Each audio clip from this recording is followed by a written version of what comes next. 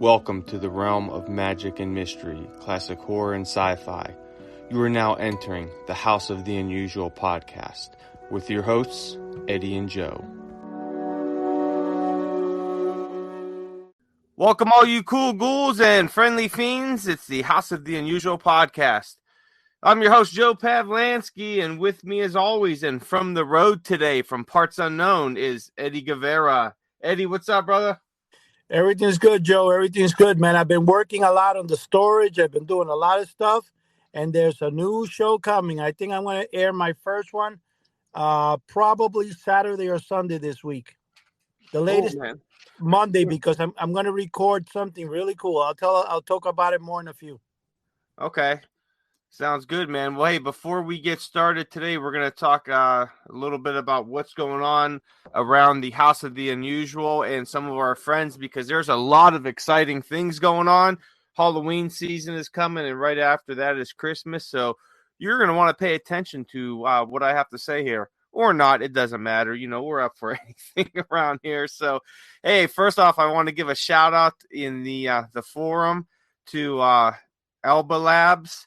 He replied to one of the podcast chats and said, I'm going to read it verbatim from him. He says, another great podcast episode. Joe Pavlansky, I just finished Night of the Meek from Twilight Zone. And yes, it does bring a tear to the eye. I'm going to do a Twilight Zone marathon because there are so many good episodes that nobody really talks about. Another favorite is Walking Distance. If you ever feel like you're tired of life, you need to watch this one. So, hey, Alblads, thanks for replying in the chat. Glad you enjoyed Night of the Meek. It definitely is a tearjerker, man. It's a good one.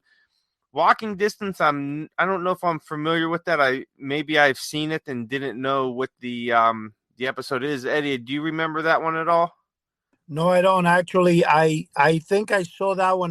That's the one that the guy is running that you mentioned. Which guy was? You said there was a guy running and like the distance. Isn't that the episode you were talking about last week when we were on the podcast? No, I wasn't talking about a running one, but Walking Distance. I don't know. I'm going to look it up here real quick and see if I could find anything about it. Walking Distance, Twilights. You know what? If you tell me, I'm sure every single one of them.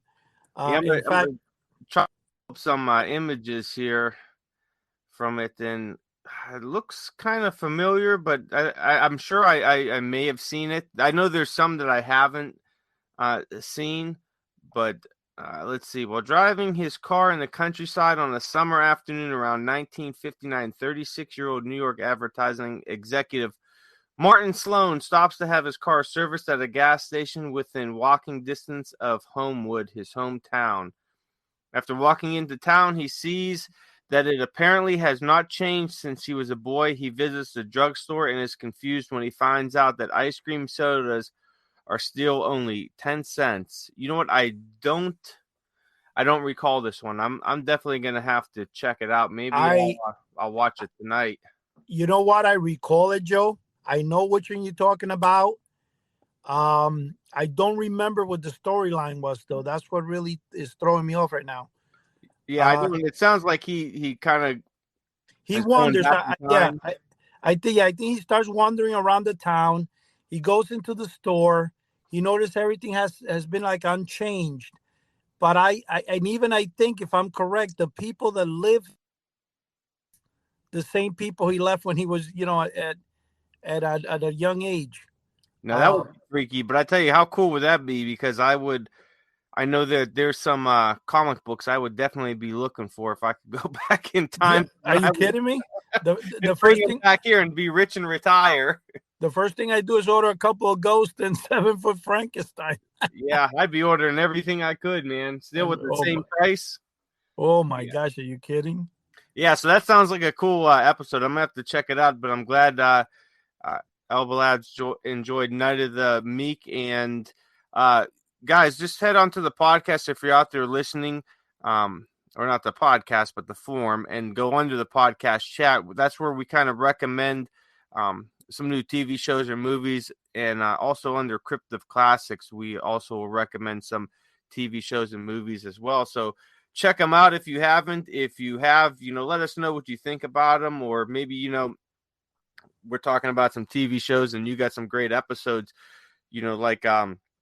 Albalads here says, walking distance. I'm definitely going to check that out because I just, I don't remember it. So, yeah, very cool. Also, when we're speaking of the forum, I'm going to go right to it here. We still have the Mastery Mystery Robot Model Contest. And, guys, the rules are simple. Head on over to 1878press.com and just click the tab where it says, I think it says order. There's a link on the page. You can check it out. But if you go on the tab, it says order, books and more. Head on there. You'll see the stuff that you need to purchase, the Mastery Mystery Robot model plans. So all you got to do is you complete the robot and send us a photo or video with you and your completed Mastery Mystery Robot model. And we're going to check it out. And if yours is the best one, if we think it's the best one, you're going to win yourself a fully colored 7-foot Frankenstein monster poster, a value of over $140. But you got to hurry. Entries must be submitted by October 31st, 2022 at 12 a.m. Eastern Time. The winner will be announced on November 5th, 2022 by email and on the forum site. The lucky winner will also be praised to the highest standards, guys, on an episode of the House of the Unusual podcast. So definitely check that out. That's all the rules and the links and a picture of the 7-foot Frankenstein poster is on the forum site. So make sure you go ahead and check it out. I've still been working on mine. It is a very fun yet tedious challenge, Eddie.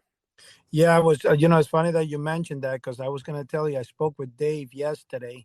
Now he doesn't know the exact number. When I meet up with him sometime next week, we'll get to see how many were bought. He said a few sold, so that means that some people have bought it. Now nobody has submitted a photograph, meaning that some people just gave up on trying to put it together. It is tough.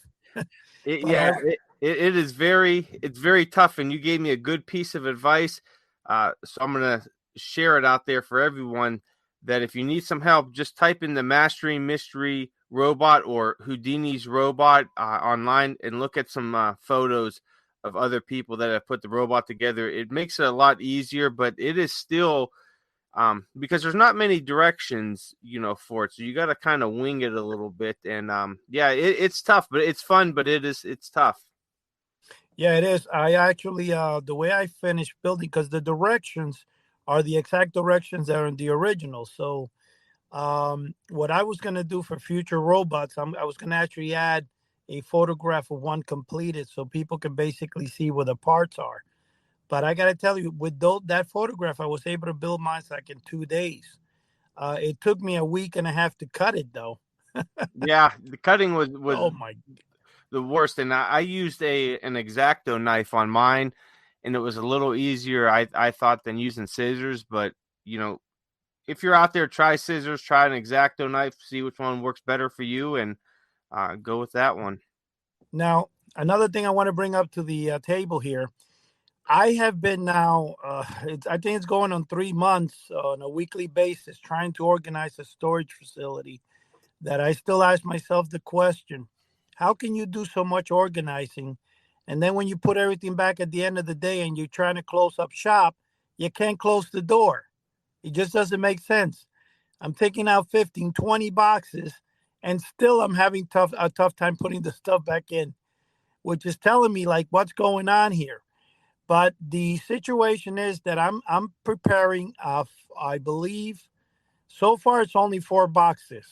One for the AKA King of Sea Monkeys, Mr. Todd, Mr. Joe Pavlansky, our co-host. If you ever heard of him, he works with us here. The other guy is Chuck Caputo. And I believe the last but not least is going to be about Ballops. How do you pronounce it? Alba Lab, something like Alba that. Labs, right? Something like that, because he's been really cool for me. And everybody's going to get a box. And I don't know if he's going to do it, but I wanted the other 3 guys, you, Joe, and Chuck. I mean, Joe, Chuck, and Todd, to unbox it and see what's there. I might even prepare one for Dr. Saab. And another thing, Joe, Dr. Saab is working on a schedule so we can do another round table and bring all our beautiful collections into the present. And I'm sure Joe is going to have a big collection by then. And he's going to be able to not just be the moderator, but he's going to be able to show off his cool new toys. Sounds good. And I tell you what, we'll let everybody know when that happens, and they'll be able to find that video and tons more videos that you and Chuck are always putting together over on our YouTube page, which is House of the Unusual. Just type it in the search. And Eddie, as of right now, we have a little over 1,590 subscribers, which is completely awesome. I mean, we're really blowing up, and I want to thank everybody out there that's subscribed to the channel, that's liked the videos, that continuously comes back on there, because we do have a lot of magic stuff on there, but we're gonna really start doing some different things with Eddie's unboxings and all that, and some of our round robins showing our different collections. So stay tuned to the YouTube site out there. There's going to be a lot of exciting things happening there. And then also there is two left on the Haunting in a Box that was handmade by Chuck Caputo, and this is a one of a kind type deal right here, and this is for professionals. Am I right, Eddie? This is a professional kit. Do you want to tell a little bit more about this, because they can find it on Etsy under House of the Unusual, all one word. Type it in the search, and you'll see Haunting in a Box. And this is a handmade, very, very, very limited edition kit, handmade by Chuck Caputo. Eddie, tell everyone out there a little bit more about this awesome kit here. Okay, Chuck has made a couple.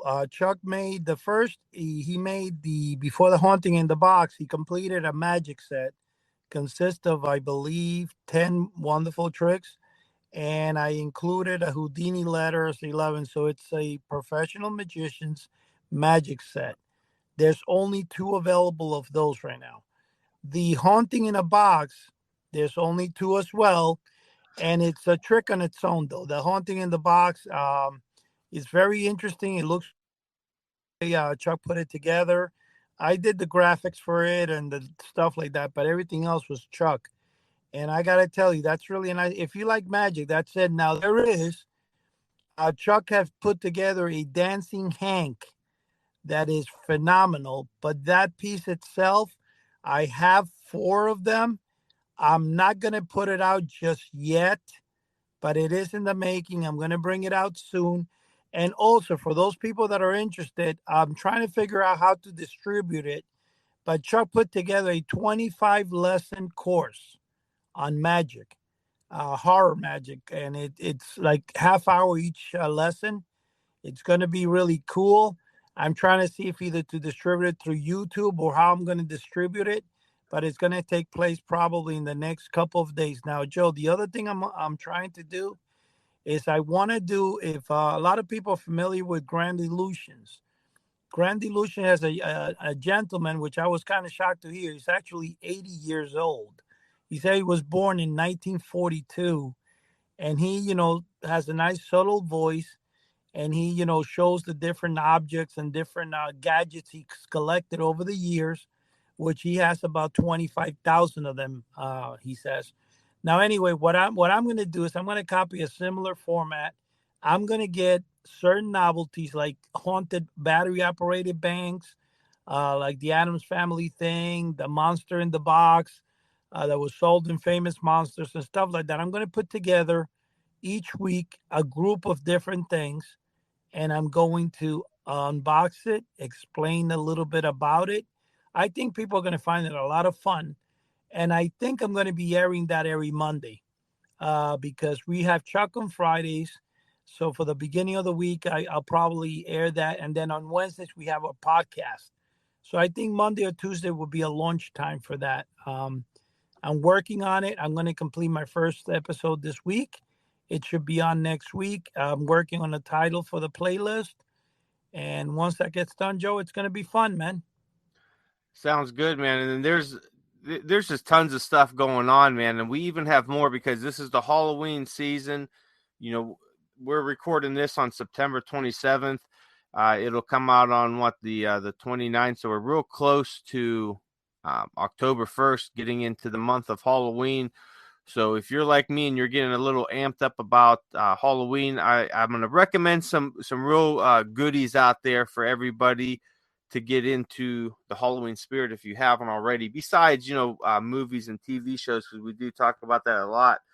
But one of my favorite things, when talking about monsters and classic, horror and sci-fi, are magazines. And one of my favorite, and I'm a little, of course, I'm a little partial because I do write for them, but it has been one of my favorites since I was in high school in the mid late 90s, and that's Scary Monsters. And their new issue, which I just received my contributor's copy the other day, and it's, my gosh, is it fantastic. But it is shipping now if you go to mymoviemonsters.com, and it is it's issue number 128, and it's All Hail the Horror Hosts issue. Scott Jackson does another great cover on it. So they are they're covering a lot of films from the 1910s to the 1980s, and horror hosts as well. Not only original ones like Vampira and Joe Bob Briggs. You have Svengoolie, all these new and older horror hosts. So there's something in there for everybody. So definitely check that out. It's a beautiful cover, a lot of great articles in there. And they're also pre-ordering for the Castle of Frankenstein magazine, number 36. And this is picking up, they do have the copyright for it. So it was, all the paperwork was done. The owners of Scary Monsters, Don and Vicky, they do have the rights to the name Castle of Frankenstein.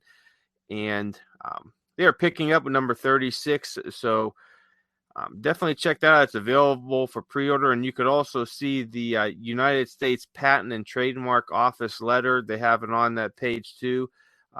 That is awarding them with the Castle of Frankenstein information, all everything that goes along with it. So it's really cool. But yeah, they're having that. It's available for pre-order coming out this fall. So definitely check that out. That all that stuff will, there's tons of other horror magazines and everything on there too, and sci-fi that'll start getting you into the Halloween spirit. So check that out. And also, which I can't wait because it's only about 2.5 weeks away or so, and that's Monster Bash, man, October 14th through the 16th. And I'm hoping that my good buddies Eddie and Chuck and Sherry are able to make it out there, because we are going to plan to do if ever all the cards align and all the planets align and everything like that. Hopefully we could do a live podcast from there for you guys, something a little bit special for Halloween. If not, we'll definitely have a lot of videos and photos of what's going on at Monster Bash out at the Marriott Pittsburgh North, and that's October 14th through 16th. And I'm hoping everybody out there can make it too in podcast land. So go over to monsterbashnews.com or creepyclassics.com, and there's some links to it there as well. And you can find out all the information, where the hotel is, the schedule, all the guests that are coming. There's a lot of great guests, a lot of great vendors that are going to be there, plus some little extras. Ron Adams together a great show, and it's very, very family friendly. All the guests and vendors are very friendly, and you could go up and talk with them and discuss. Everyone just wants to discuss monsters, man. It's like a big monster kid family there. So it's something you definitely want to check out, monsterbashnews.com. I will definitely be there. I believe Chuck and Sherry are coming in on that Saturday. And Eddie, I think you're trying to come in that Saturday as well, correct? I'm trying my best to get there. The only thing is I need someone between 6 and I have to get back by the next day. So most likely it looks like it's aligning to happen. I think my daughter's boyfriend is going to go with me. I'm going to know more certain towards next week. So we should be okay. That'd be really cool, there. Yeah, if we could all get together there, and do a night. We're going to plan on doing a nice live broadcast. So we'll have some of the people, you'll hear the crowd in the background. And for those that can't make it to Monster Bash, we want you to feel like you're actually there for that hour or so that we're going to be um, recording live there. So you'll be right there with us, and we'll let you know what's going on.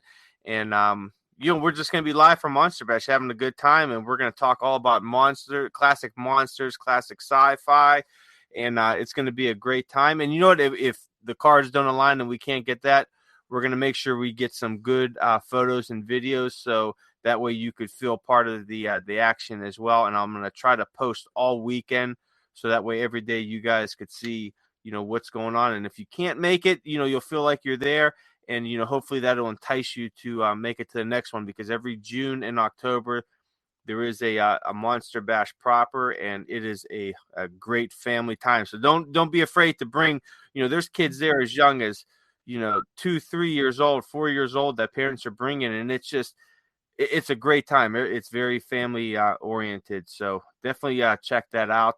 And also, last but not least, we are on the lookout here. We are on Stupid Comics Magazine watch for number 8 on the website. They have mentioned, Ski has mentioned that it is going to be coming out. It's coming soon. But we don't have a date or anything for it. So we are on Stupid Comics Magazine watch. If anybody out there sees it before I do, post it to the forum on House of the Unusual and let us know, because I want to be one of the first ones to order it on there. So we're anxiously waiting. Number 8. So Ski, if you're listening, let's go get it out, man. We want to see it, and hopefully, I'm hoping it's another monster issue, with a lot of monsters in it. But that's just me. But I'll take anything, because every issue is fantastic. If you guys haven't seen it, head on over there to stupidcomicsmagazine.com. That's stupid spelled STOOPID. They have actually there's 8 issues out now, because they started with number 0. So they have 0 through 7 out. We're waiting on number 8, but you could order all of the back issues on there, or you could order individual issues, and it is a mix between like the Far Side, Cracked, and Mad Magazine. It's absolutely hilarious. Fantastic writers, amazing artists on there. Guys, you don't want to miss it. And if you haven't seen it yet, you are missing out. So check it out. So that's what I got for that. Eddie, what do you got? Well, no, what I was going to say, I already paid for my stupid comic. I wasn't sure it was out yet or not, and I placed an order for it. And then Ski told me that as soon as it's out, I'll be getting it. So mine has already been paid for. I thought it was funny the way that happened. But you know what I was going to say, Joe? One of the best things that's happening is if for some crazy reason I can't get out there in car, I'm going to shoot out there and try to see if I can get there by plane to where you guys are. I got to figure out which will be the closest airport. And let's see, it might be possible to go there by plane, and it'll be easier to. Planes, trains, or automobiles, man? Yeah. Oh, I mean, the train would probably be too long, because if a car drive is 6 hours, you're talking 10 by train, Yeah. But if not, there's also a possibility I can hang on to some truck and my skateboard, get myself a nice skateboard and just go there, where the truck driver will drive me there, and hook up in another truck on the way back. Yeah, any way you can make it out there would be great. It'd be really cool to do a live production from there, a live podcast, something a little extra for all of our listeners out there. And you're kind of caught up in that moment. You are in. It's like you're in a Famous Monsters of Filmland magazine when you're there. You're just. It's such a great time. I'm getting more and more excited. I couldn't believe that. It's about less than 3 weeks away. It's coming up so fast, and it's gonna get me right into the because I'm already getting into the Halloween spirit. I got my house decorated. I bought all my pumpkins and corn stalks the other day, so I'm getting pumped up, man. Did you go to the cemetery and dig up any bodies and put them out there too? Not yet. That is my next thing. I want to have real skeletons hanging around my house and real gravestones. So yeah, I was going to be authentic here for Halloween. Well, I was gonna say to you in that show years ago when actually Ray Harryhausen made an appearance there. Were you in that show when it happened? No, I was not, but I heard he was there, and I heard it was a really good show. Well, my friend Jim Gray, he actually wanted me, or he told me, I know exactly where you're going, Eddie, because I went there to meet Harryhausen, and he got his autograph. He met him in person. He said he was a really nice guy, and I tried to get him to drive with me there. But what happened is that he's scheduled where he works, and that weekend he's double booked, so he can't really get there with me, which was very sad. So then my son is moving into his new house and apartment, and his father-in-law is gutting out the whole thing. So that took him out of the picture. My son is working to go with me, and now that I'm kind of not as young as I used to be. I No, have a you tough don't time. say. Yeah, I have a tough time driving back at night. If I was younger, I'd be finished with my storage already. I probably dedicated 4 or 5 days out of the week instead of one or two, and that's it. But I got to tell you though, it's fun. You know one thing, Joe, about the storage. A lot of people say, "Well, you're there," but I got to explain to people. It's kind of like a therapy, man. You're there. You're opening things that you don't. It's kind of like you. It's fun. And one thing that I had this morning happen to me, which was very interesting, I came across a couple of weeks ago. I saw that they had this Ghoul's Finger, not Ghoul's Finger. I think it's just a coffin bank. And I said to myself, I think I have that version. I looked it up and I found it. The box is in pretty good condition. It's like 1971 or 81, I think, when it came from Japan. And I'm all excited and stuff. So there's a person in my job that he's like an electrician, and he's an expert in reel-to-reel tape recorders and all that, and he knows how to solder and weld. Well, anyway, when I put a battery on my coffin bank, apparently it gave up the ghost, and I was not happy. I was like, oh man. So uh, very gently took it apart. I tried to see what was going on, and then when I pulled it out, I noticed that two wires were cut off, not cut off, but fell off. So I'm like, oh man. And then I noticed that the motor itself was kind of like no good anymore. So I asked this guy if he could fix it. He said, sure. So he goes to me, bring it in, and I'll repair it right away. Not a big deal. Well, this morning he's leaving to work and I'm doing an overnight. So I go, hey, I got it here. So he goes, no problem. He takes his backpack, he opens it up, puts the spare motor I gave him in the center. Then he opens up the other zipper and puts the toy in there and puts the backpack in his back. And I'm like, he's gonna crush the box, man.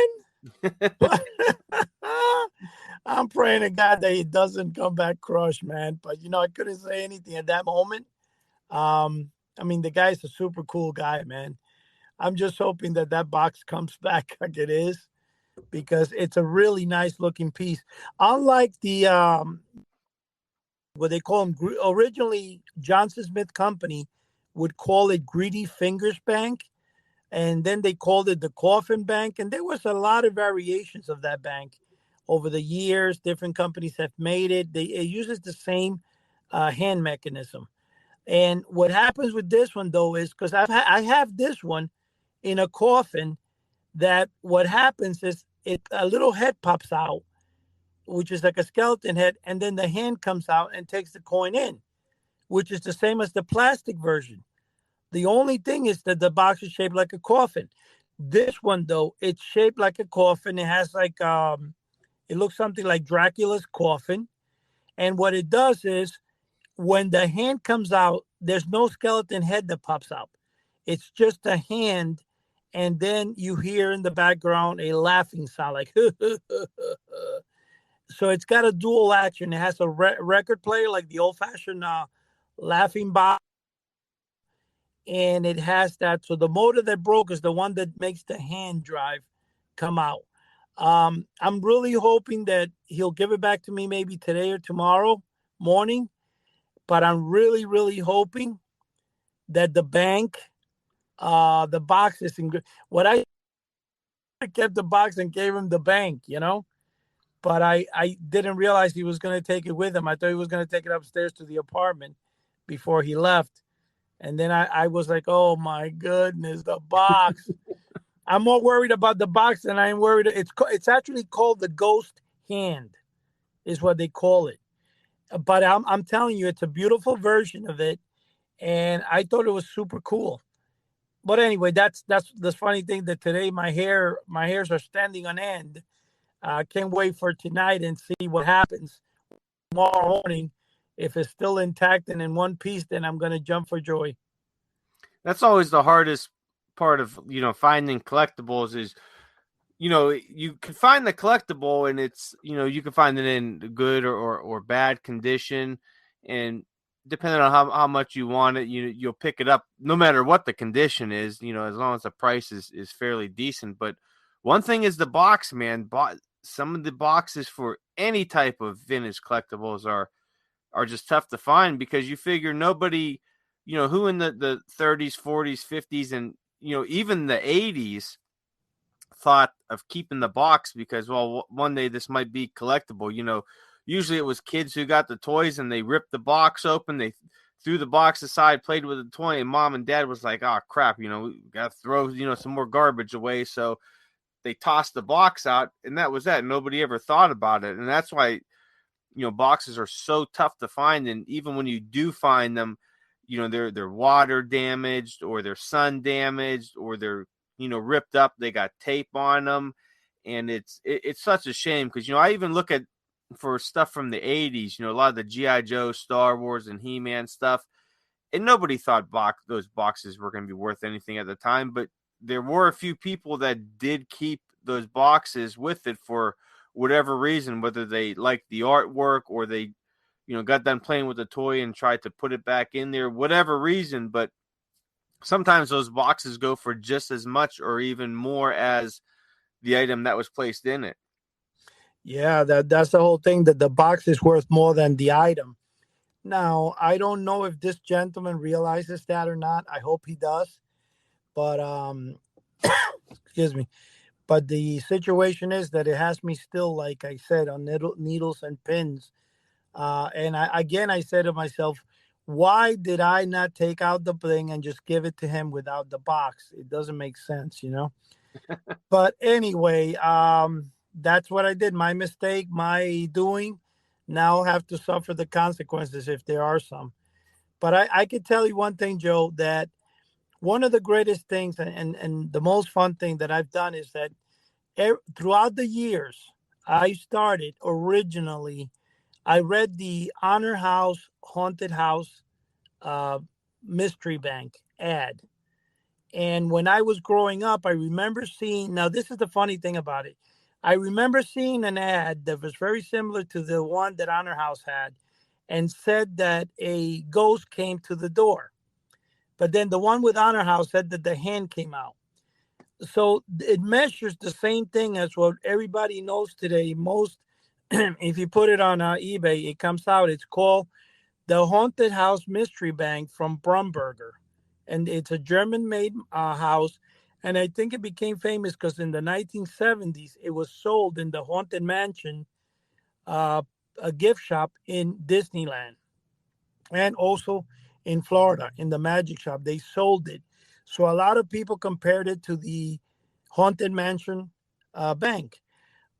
It's really not. It was made by a German company. And what it does is that when you put a coin at the door, it activates two contacts there, and it goes, and the of course the sound is like wow, wow, grinding sound. The door slowly open, and a ghost figure comes out, snatches the coin, and there goes the coin. Right now, I have that because I was looking for the one from Honor House, just like the robot plants, which I can't seem to find. I found myself buying every haunted bank I can come across, trying to get the one that was just like the ghost, but instead of a ghost, it would have a hand. Now, the reason for the bank actually existing, that I know it's out there, is because years ago, probably 20 years ago or more, my sister-in-law came from Florida. My wife and me and her went to a mall, and my wife was shopping. So I went into what back then was Walden Books, and I was picking up a book of collectibles. And inside that book, it showed the bank and said, this battery operated bank has a hand that comes out of the side and takes the coin in. Okay. I saw it. I put down the book instead of course, there's no cell phones to have taken a picture of the page. I forgot the title of the book. So I wound up buying like 20 on battery operated toys, and I can't seem to find the one I had looked at. So I saw the item.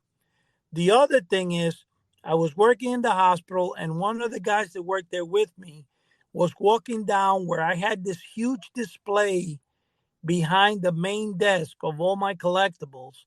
Not all my collectibles, a few of them, and everybody used to stop and take photographs and all that stuff.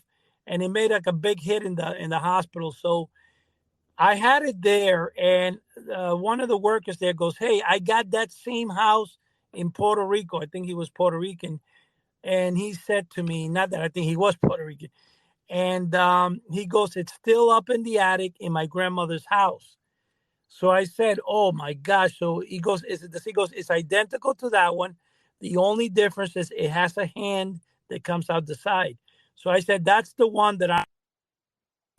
So I actually went ahead and waited to see if he ever went on vacation, whatever, that he can bring it. Well, the poor guy died at the age of 44, which was a shock. I can't believe he actually passed away so young, but unfortunately, so there was my chance for how I went with him. Okay. The other situation that was very interesting about that house is I spoke to in Universal Monster Army, an online forum, which Joe, that's actually where me and you met. There was a famous guy there called Monster Bob, and he actually, was a big time seller and collector of battery operated toys and all this stuff. I spoke with him, and he said to me, I had two of them, and he sold them back in the early 80s. So that means it's out there. For some bizarre reason, it has never shown up on eBay. It hasn't shown up anywhere, but I did come across one model that I actually bought two of them. That it's like actually like orange and red, and it has, I think, when you put a coin, a hand comes out of the chimney, takes the coin, and then inside a ghost. You could see it like through the window, where you see a witch and a ghost dancing, something like that. I forgot exactly what it is, but I have it in a mint condition box. And this box is in really good shape for the age. And I believe I have two of them. Never tested it. I never put batteries in it to see if it works or not. So I'm assuming it does because it's in really good, immaculate condition. That bank, without me knowing, was so rare that a gentleman that actually wrote a book entitled Battery Operated Banks.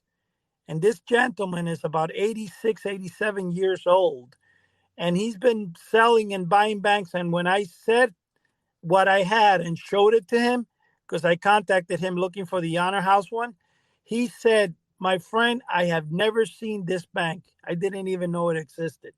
So that one that I have is really rare. And I also got offered one time in a chiller show, $995 for it. I don't know what the guy didn't just offer me 1,000. It was kind of funny. But yeah, because I'll give you 995. I don't know if he thought that the $5 discount was great, but the thing is that he offered it to me and I didn't sell it to him. And believe it or not, he went on to not talk to me for a couple of years. And I thought that was funny because there were two items he was trying to get from me. One, he wanted to buy that bank from me, and he also wanted to buy my 6-foot Frankenstein in a box. But he didn't want the Frankenstein. He just wanted the box. And he wanted my Dracula in a box. And he actually offered me, believe it or not, $2,200 for just those two. And I didn't sell it. And I guess that's when he said, "That's enough with this guy. I won't talk to him no more." And he only said hello to me, I think, about a year and a half ago, after like 6, 7 years, that he hasn't talked to me because I didn't sell him the items. Um, then again, I wouldn't have them. And not everybody has the 6-foot Frankenstein and the Dracula with the original box it came in, the tubular box, which is actually it's square and it's long and it's got some nice graphics. And anybody who wants to know what I'm talking about, if you go and buy the book Mail Order Mysteries by Kirk Damaris, or if you have a copy of it, the ones in there are mine, so you could see the actual box I'm talking about because that's my box right there. And most of the stuff in the book anyway is mine. I would say 80% of it. The mask and stuff, those belong to Ray Castiles. He's the professional mask collector, and he knows how to restore, save, and I think he's got every topstone mask ever made. One thing, including the Teen Wolf that's sold in comic books that goes for a couple of $100. The other day, I actually reached out to him and said, "Hey, Ray, I got a problem, man. I found a mask in my storage that had just into a weird shape and I can't undo it." So he looked at it and it was actually a rat fink mask, I think from like the mid 90s. And he said to me, "You know what, Eddie? The fact that it's a newer mask, it's going to cost you more time and money to restore than just buying a new one." And I was like, "Oh, really?" Because it looked really cool, man. It's the rat fink. You remember the model kits, Joe? Oh yeah. Yeah, it's one of those, but I'm like, okay, whatever. I have it there. I was thinking of dipping it into hot water and see if at least I can shape it back into a form and then let it harden just to have it for my collection, you know. But that's what happened with my Teen Wolf. I had a Teen Wolf, and when I went to see it, it was a big chunk of clay. And I almost cried because I was like, I can't believe that happened to my mask, man. But I mean, that's which again, this is something, Joe, that it's going to blow. It blows me away. I can't believe that my 7-foot monster ghost has survived about 50 years. And when you look at the balloon, it still feels like you can just blow it up. This is a latex balloon, for peace sakes. And after even the Johnson Smith that I have, again, they're both pictured inside the Kirk Damaris Mail Order Mysteries. Those are my two only ghosts and probably the only ones in the world so far. But why and how those balloons survived in that condition, it's beknownst to me. Like whatever. Yeah, But typically the latex from the balloons and even some of the plastic from those those thin masks, the Ben Cooper and the Collegeville are real thin, and they tend to warp very easily in heat. I know I've had some in the past that have warped, that I had when I was younger. I ended up finding that were in my parents' attic, and just from the heat from that, would warp them a little bit.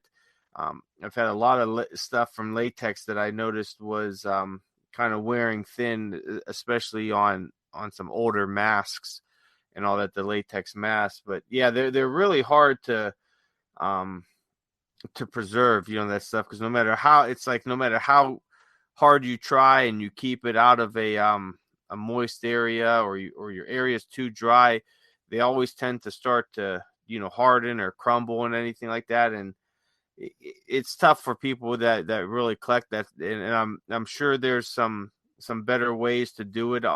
If you do a search online, I'm sure some people have come up with ways to preserve stuff like that. But yeah, it's tough. I mean, just trying to preserve anything, that's well, vintage is getting tougher and tougher. well, Joe, I'm glad you brought that subject up because I wanted to tell you that I actually got an email. I was trying to look for it before. I mean, yesterday actually to tell you about it.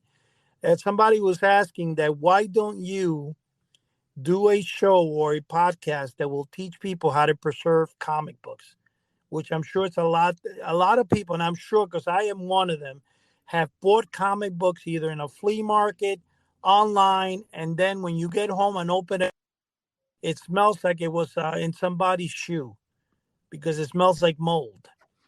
Yeah, And we've done it in the past. I can't remember which episode it was where we talked about how to get rid of, or how to decrease some of that mold smell from the comics and what to do. But yeah, we'll definitely have to hit in the future here, um, an episode on how to that is preserve stuff. that is one. And one of the things is like, say, for example, when you go to a flea market, I just don't know why people do that. They'll take records, vinyl records, they'll put CDs, whatever, they'll throw them on the floor in the scorching sun. And for some reason, when you look at them, it has water inside. I think it's the way the sun hits him when it's really hot.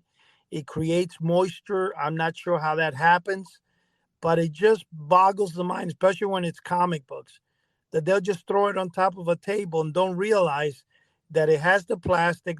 They're not breathing. And well, here's one thing that I'm going to say, Joe.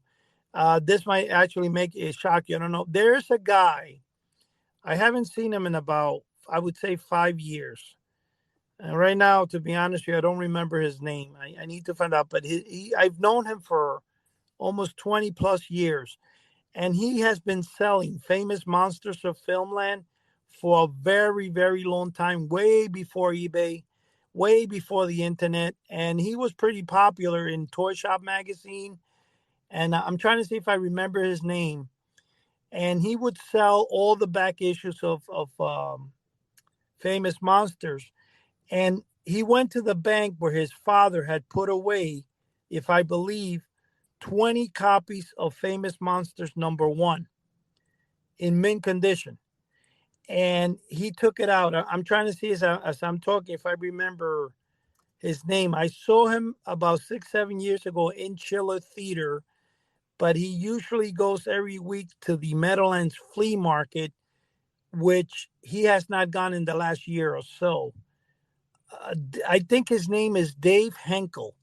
Something, does the name sound a ring a bell to you, Joe? No, not at all. I think that's a Dave Henkel, Henkel. Um, Dave Henkel. And I remember that I did get my #1 Famous Monsters from him. And he gave it to me at the time because we knew each other for a very long time for $54. And it was not one of his mint copies. It was a copy that, was okay, in really good condition, but it was not the ones he had inside the bank. Those, I think he was selling them online. Well, I went to, there's this guy in Chiller Theater, Joe, that, I mean, this guy is phenomenal. He has, in fact, if you see, I have a special there on the YouTube channel that says exposing or Chiller Theater exposed, whatever. Unfortunately, there's a little bit of noise in the background, but I'm there with this gentleman. He's he's wearing glasses. He has a slight beard, and he's wearing a mask, actually. I believe he was feeling a little down in the weather that day. And anyway, he does get a lot of the very rare stuff. And, you could see I take a movie of his table where he has the Great Garloo, and he's got the haunted tree there, the one that haunting Houghton Hollow haunted tree, which goes for a couple $100. And he's the one that sold 10 issues, 1 through 10, of Famous Monsters, okay, in perfect condition. And they gave him $4,500 cash right there in front of me for those 10 issues. And I was looking, and I'm like, wow. But I got to tell you, Joe, they look like they were brand new off the shelf. And but that's what I'm saying. People do buy, and this guy in particular, he's phenomenal. He got me a. I don't know if you see it there. I'm actually looking at it. I was able to buy a Mercury 7 space shuttle, the one John Glenn used to go up in space, and it's like a cardboard box. It's similar to the submarine, but I've never recalled seeing it but one time only, way back in the past. I don't know if it was in Boys Life magazine, which most likely was Boys Life magazine. And it's well, you can build it and the kit goes inside. Now it's in perfect condition. It's like you take it out, all the pieces are there, the instruction, and I got it through him.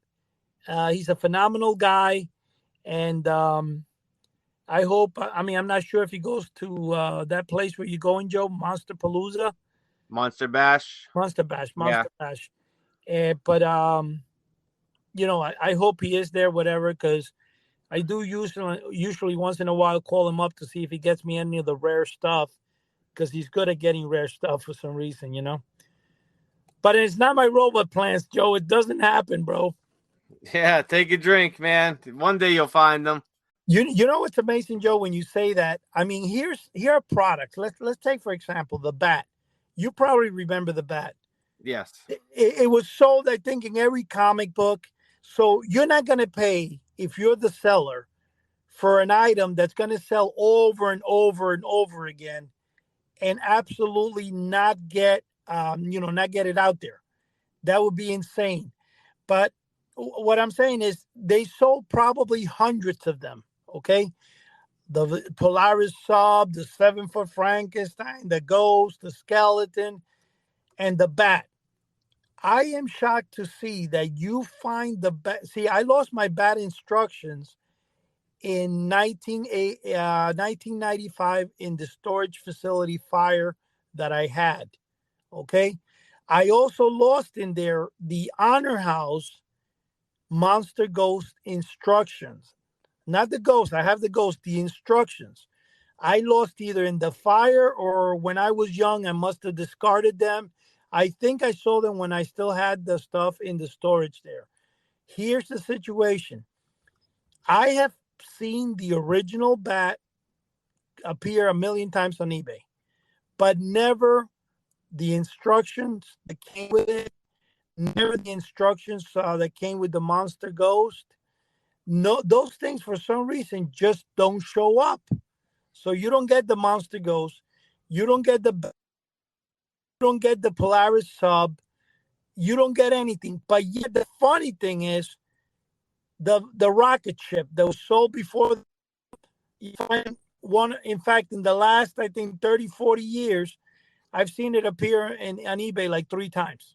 Okay. The sub, never. The Monster Ghost, never. I mean, it's insane. I mean, it just blows my mind. Like, why isn't it that nobody has one, when I'm sure so many bought it? Just like how we've talked before about collectibles, is that somebody, along with these collectibles and these lost movies and TV shows, they have them somewhere in their attic in a box, stacked in with a bunch of other boxes, and they don't know that they have it. It I'm sure if people actually looked, or they looked in their parents' or grandparents' house, there's some of this stuff that's hidden, man, and they are definitely some hidden treasures. Definitely. And one of the things I was going to tell you, Joe, honestly, that if anybody out there's listening, and here's another thing, I hope there's somebody out there listening. I'm gonna say, the guy who I think pulled the fast one on me not too long ago. He goes under the name Share. Share. I think that's the name he uses on eBay. He's a big time collectible. He did explain the size and the monster robot plans to a T, so I know he does have them. But when he came up with the fact saying that he found them and I didn't get a hold of him in time, and he sold it at a garage sale, I don't know about that, because of the fact that why would you do something that crazy when you know somebody will give you so much for it? I can't see that happening. But I do know he probably has it. I do know he probably couldn't find them. And maybe one day he's going to find them and say, hey, I came across a second pair, Yeah, wouldn't that be nice? Which, I mean, it is what it is. But there is only one person that I know that has them. That person refuses to ever show them to me. Of all the people that has it, it has to be the biggest, whatever you want to call them out there. But I mean, that's just whatever. I don't know why people think, when you're a collector, Joe, and you know this, and you want something with all your life, and somebody thinks that you're going to reproduce that and make a fortune with it, that's retarded. Because how many people want to buy robot plants? How many people actually out there are going to turn around and build a 7-foot robot plant? Not many, maybe 10, 20. You might sell maybe 100. The point I'm trying to say to you, Joe, is that this person does not want to even show it to me, which is bizarre. Like, dude, let me see the darn thing. He doesn't, oh, I don't have it, I can't find it. Yet, ironically, when I walked up to his table and I had the mail order mysteries book and I was showing him, he came up to me and said, oh, yeah, I got the same one as those plants that are in there, but mine's the one with the kid in the. So I'm just listening to him. Of course, my eyes just rolled into like $half size, pieces. But I'm trying to pretend that my eyes are just like normal. And I said to him, well, and he says, well, it looks like this. You fold it down. So he was able to describe them to a T. So I know he has them. And I said to him, where? He says, oh, they're right next to my bed. It still even has the Coca-Cola stain from a soda that I spilled while I was building it when I was a kid.